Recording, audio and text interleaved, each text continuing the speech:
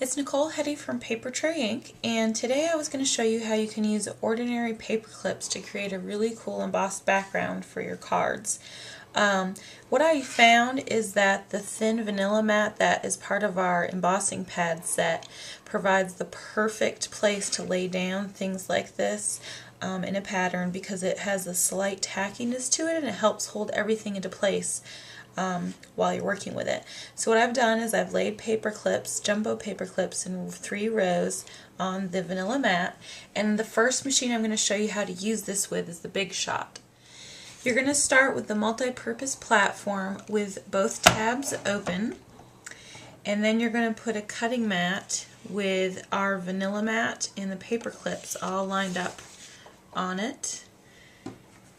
Then you're going to add your piece of cardstock, cut to the size that you want for your project, and then a tan mat, and then another cutting mat. And once you have your sandwich complete, you're just going to go ahead and roll it through. Super easy. And once you remove everything, you'll see the paper clips left a really cool impression in your cardstock. For the Cuttlebug, you're pretty much going to use the same process. It's going to be A plate first, then I have the B plate that has our vanilla mat with the paper clips arranged, just like I did in the Big Shot, followed by cardstock, tan mat, and another B plate, just like so, and roll it through.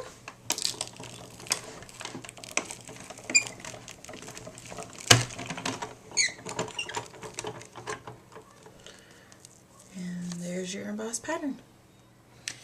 I'm going to create a focal point for my card by using this adorable little frog image from Pond Life. I'm stamping it in ripe avocado ink onto white cardstock. And then I'm going to take a little hello sentiment from Beyond Basic Borders, and I'm stamping that in smoky shadow right above the frog, like so. To punch out my focal point, I'm using a 1 3/4 inch circle punch, and as you can see, I've inverted it so I can see the frog and the hello inside the circle.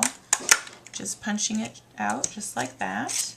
I wanted to add a little bit of sparkle to the edge of this, so I'm taking a 2-way glue pen and I'm just drawing right around the outside edge of this, just about a 1/16 of an inch, not a whole lot. This is a more masculine project, so I want to leave it fairly gender neutral, not put too much glitter on it.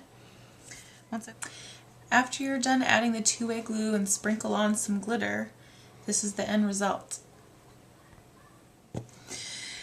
Now I'm going to create a little border for my project. I'm using one of the reverse borders from Beyond Basic Borders stamp set by Heather Nichols, and I'm inking it up with Versamark and stamping it on a ripe avocado cardstock. You might notice that I have one of our tan embossing mats underneath my cardstock, and I found that this can provide the perfect cushion when you're stamping with reverse images like this. And as you can see, I got a perfect impression. I'm going to trim out my border. I wanted a little bit of ripe avocado cardstock to peek around the edge of this strip, so I'm using a clear ruler to go around and trim the edges of this border. I really liked this border for this project because the pattern reminded me just a little bit of frog's feet. I think it kind of goes along well with the project.